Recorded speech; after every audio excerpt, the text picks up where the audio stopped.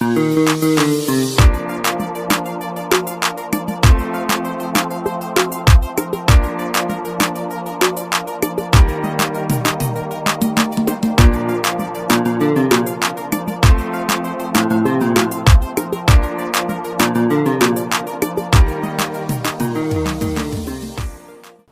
du Seigneur, bonjour. Nous sommes à Rock Connexion, votre église en ligne, et dans la rubrique Famille. Aujourd'hui, nous allons parler du mariage avec le pasteur Laoré, qui est de l'église de Réveil international de Cocody.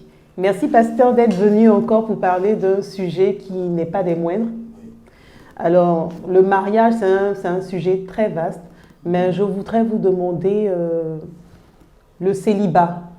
Du célibat au mariage. Comment préparer cette période? D'accord. Alors, je voudrais vous remercier encore une fois. On parle de sujets délicats. Oui. Et pour parler du mariage, je voudrais dire à nos internautes qu'il faut comprendre que beaucoup savent que Dieu travaille par séquence. Qu'on a appelé dans la théologie les dispensations. C'est-à-dire qu'il fait telle chose à tel moment, telle autre chose à tel moment. Le diable, en bon imitateur, a décidé lui aussi de séquencer son travail. D'accord. Et la dispensation dans laquelle le diable se trouve, c'est celle d'attaquer les familles, les foyers, les couples des élites chrétiennes. D'accord. De quoi il s'agit?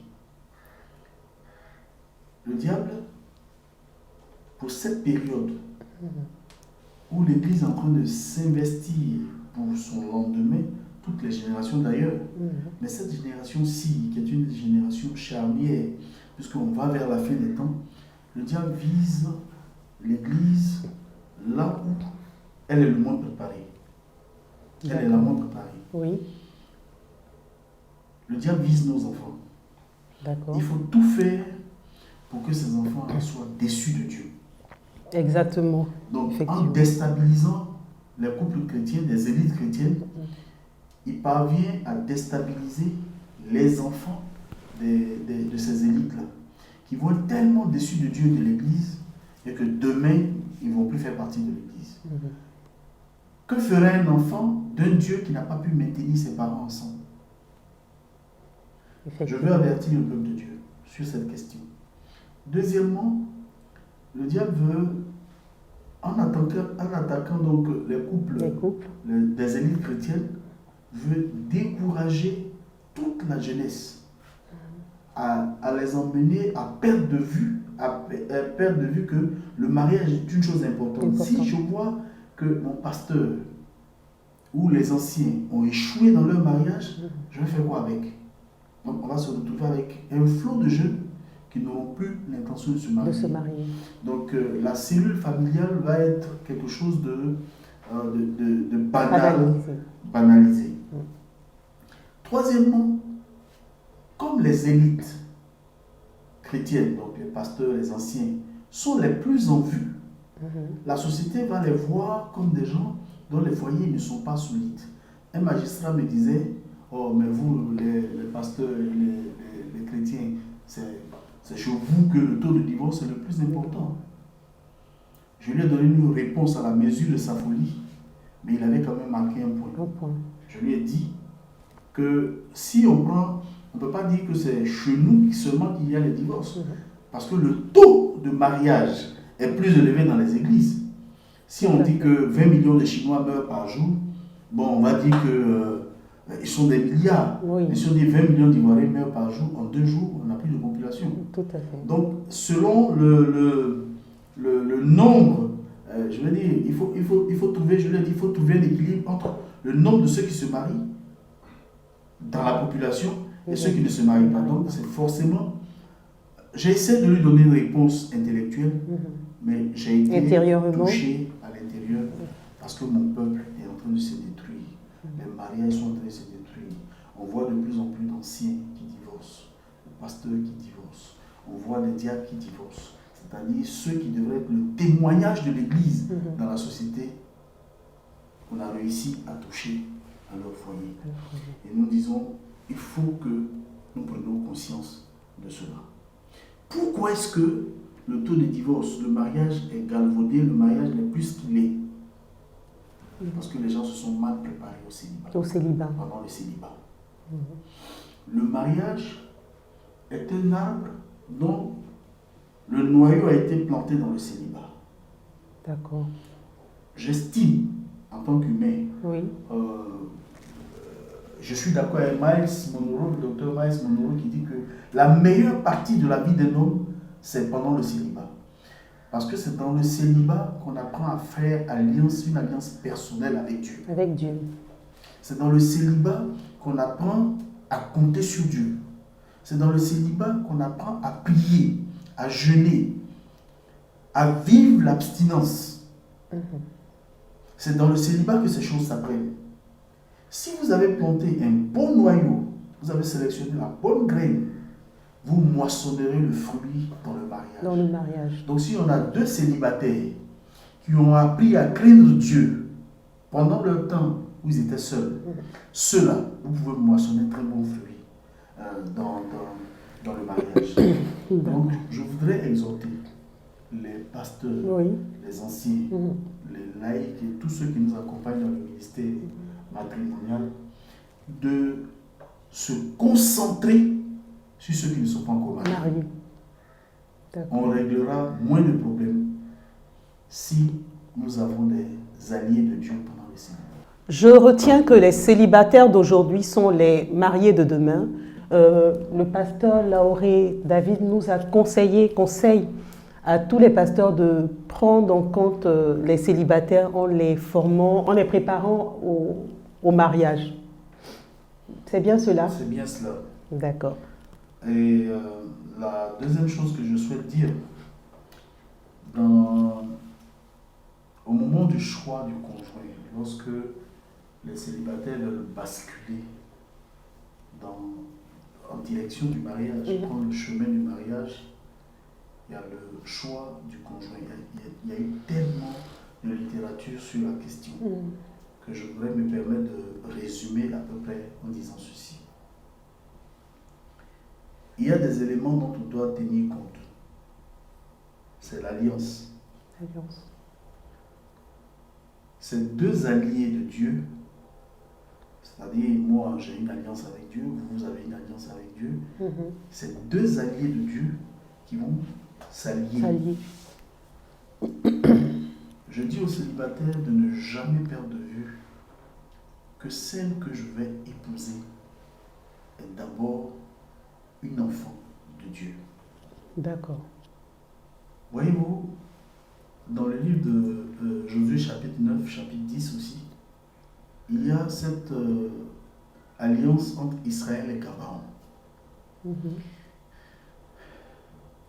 Cette alliance a été mal tissée sur la base d'un mensonge. C'est-à-dire qu'il y a quelqu'un qui a caché son jeu. Parce qu'après, on retrouve ça dans les couples. On n'a pas tout dit, on a caché la vérité, etc. etc. Gabaon vient vers Israël et Israël occulte de consulter Dieu. Ils étaient des voisins. Ils leur ont fait croire qu'ils viennent de très loin. Bref, ils ont menti. Israël a fait alliance avec ce peuple qui était un peuple voisin, qui ont menti. Ils ont menti. Ils ont menti en tenant compte de trois choses. Dieu était avec ce peuple. Ils savaient que Dieu était avec eux. Ils savaient qu'ils avaient reçu mandat de détruire tous ceux qui habitaient sur le territoire. Ils savaient que personne ne pouvait leur résister. Ils ont l'exemple de Balaam. Ils ont, quand on voit à Jéricho, les deux espions qui vont à Jéricho, il y a ce que la prostituée Rahab dit. Nous n'avons plus d'ombrage pour nous couvrir. On sait que vous êtes venus. S'il vous plaît, faites-moi grâce, moi et ma famille. Et on voit que Rahab, par sa foi, entre dans la promesse de Dieu. Elle fait partie de la liste des ascendants du Seigneur Jésus. Jésus. Elle était prostituée. D'accord. Mais elle a cru Dieu.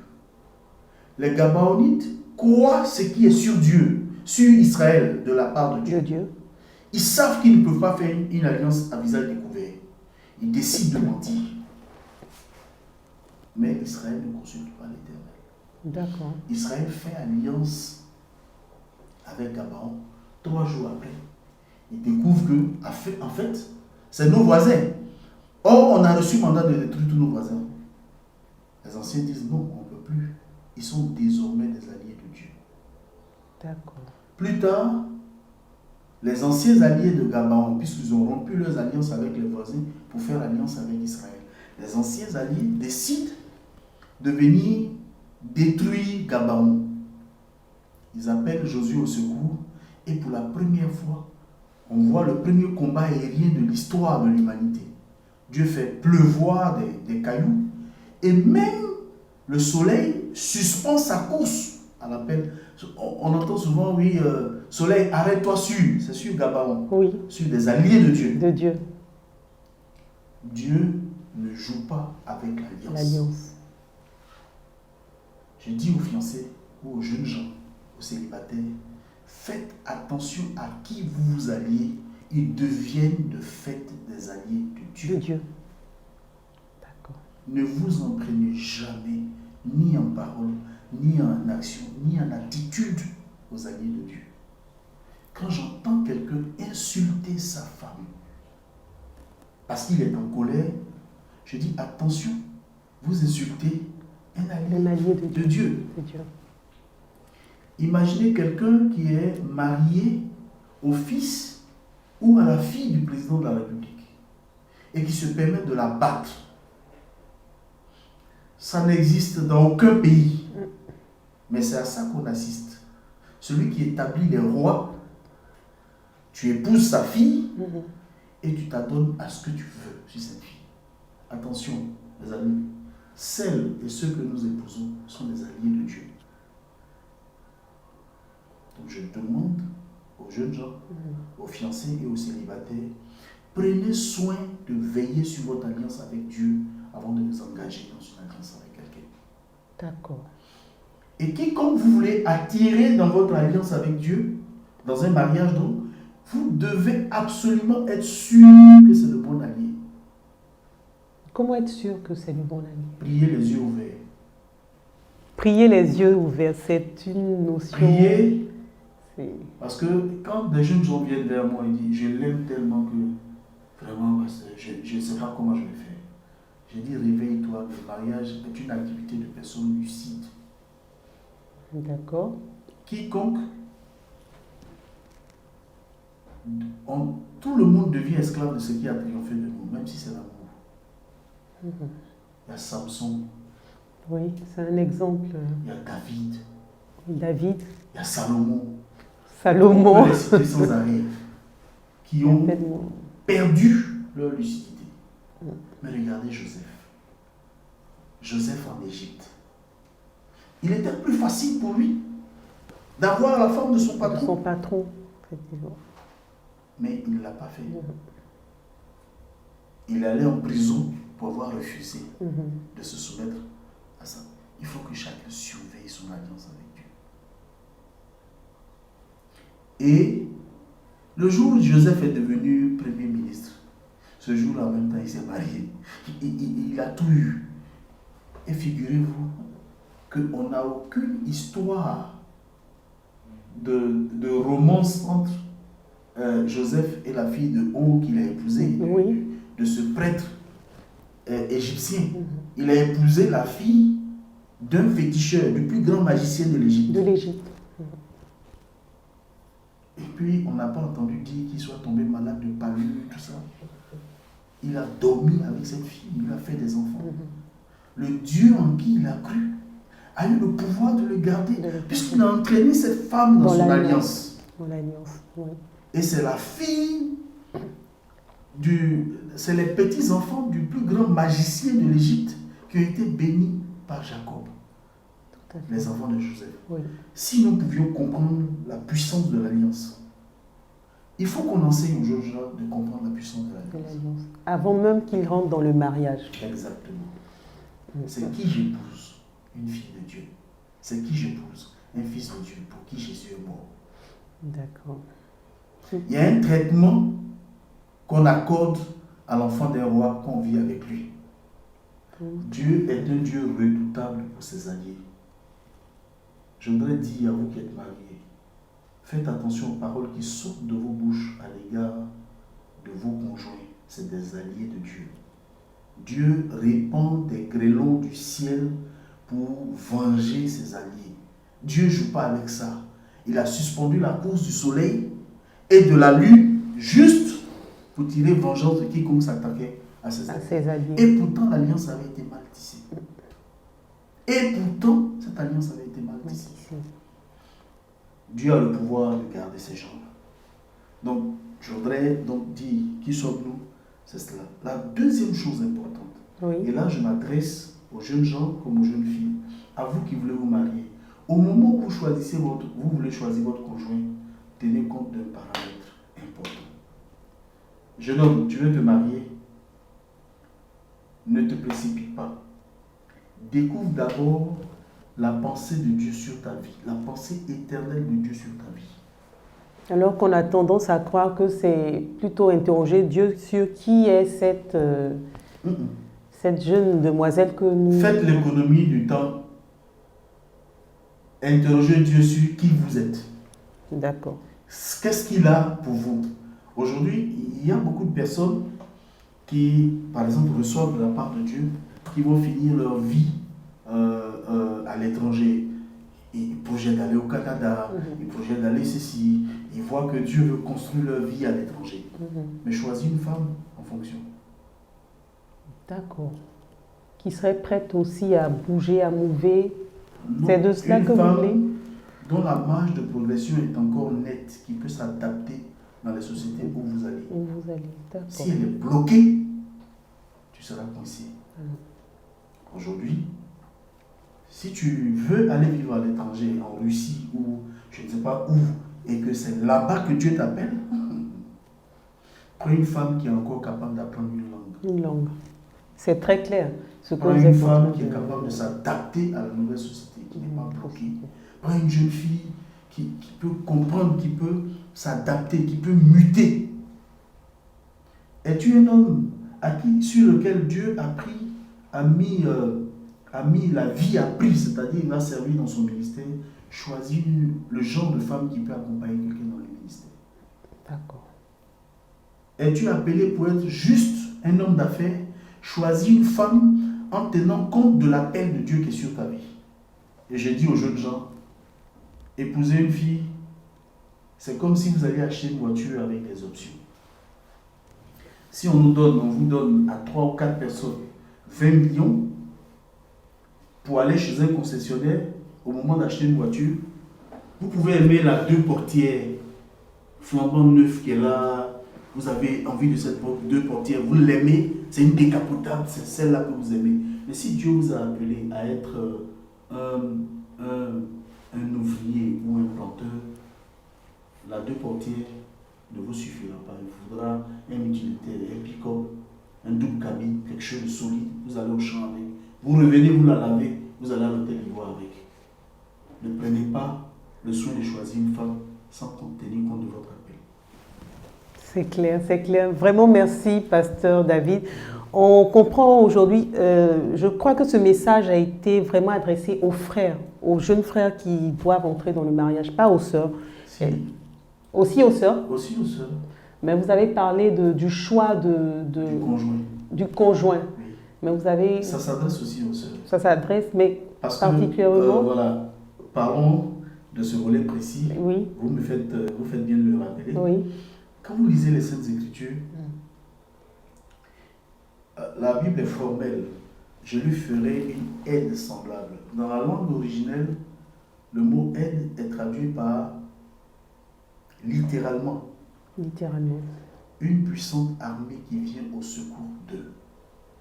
D'accord. Le mot Ézer. Ézer, oui. On dit souvent Ebenezer, le rocher du secours. Le mot Ézer traduit littéralement par une puissante armée qui vient au secours d'eux.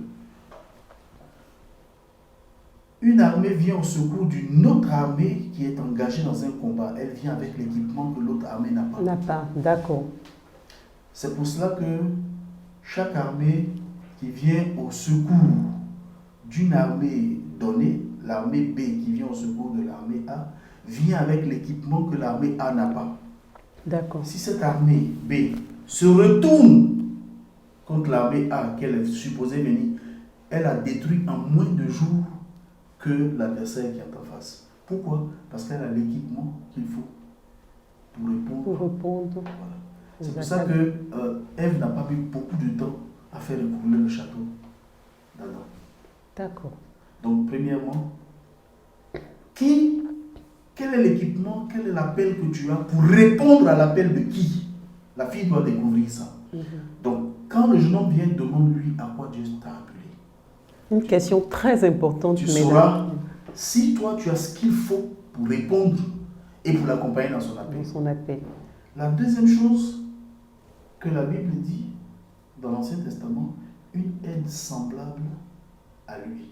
Le mot semblable est traduit, c'est Kenegdo qui veut dire le pareil, mais son contraire. D'accord. C'est incroyable. Semblable, c'est-à-dire, on n'a pas, nos deux mains ne se ressemblent pas. Pour que nos deux mains se ressemblent, il aurait fallu que nous ayons deux mains droites. Exactement. Les deux mains sont contraires. Mais elles sont contraires pour pouvoir travailler ensemble. Ensemble. Tout à fait. Donc, il y a le pilon et le mortier. Pour que les deux puissent travailler ensemble, si vous avez deux mortiers, ça ne sert à rien. Ça sert à rien. Ouais. Donc, les deux sont contraires, mais complémentaires. C'est pour ça que la Bible parle de semblable. Mais en fait, dans la réalité, il veut dire contraire. Et qui se complètent. Donc, c'est ça que les jeunes gens doivent découvrir. D'accord. C'est très clair, c'est bien expliqué. Alors, pour les jeunes gens qui veulent se marier, il faut savoir que le choix de votre conjoint ne dépend pas seulement des émotions et du physique de cette demoiselle. Il faut tenir compte de cette aide. Il faut se poser beaucoup de questions. Ces questions, le pasteur Laoré vous a un peu éclairé sur les questions que vous devez vous poser. Pour les demoiselles qui veulent se marier, il y a aussi des questions que vous devez vous poser. Vous devez vous connaître, comme le pasteur Laoré l'a si bien dit. Vous devez savoir quelle est votre mission, puisque vous êtes l'aide qui devait soutenir votre conjoint. C'est bien cela? D'accord. Alors, je pense qu'il y a beaucoup de choses à dire, mais on va s'arrêter aujourd'hui à... Merci. Merci à vous d'avoir répondu. Je vais vous demander de prier pour les célibataires, de les confier à cette grâce, à la grâce du Seigneur, pour qu'ils puissent, dans le choix de leur conjoint. Seigneur, je veux élever la voix en faveur de tous les jeunes qui veulent se mettre sur ce chemin formidable qu'est le mariage. Aide-les à se découvrir. Samson avait un appel divin sur sa vie. Il a ignoré cet appel, il s'est attaché à Delilah. Malheureusement, il s'est écroulé.